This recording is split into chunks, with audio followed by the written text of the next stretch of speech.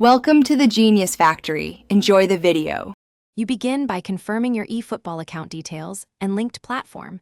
This avoids mismatches. Once confirmed, back up the local save or ensure cloud save is current because transfers overwrite data. Make sure both source and target devices are on a stable 5 GHz Wi-Fi or wired connection to reduce corruption. Slow networks cause failures. Now open Efootball on the source device and navigate straight to data transfer. Follow prompts to generate a transfer code and keep it visible for the next step. Once done generating the transfer code on the source, note its expiry time and the exact characters. This code authorizes the move. On the target device, go to data transfer and enter the code immediately because codes typically expire in minutes. During the transfer, observe the progress bar and do not close the app or switch networks since interruptions cause partial transfers.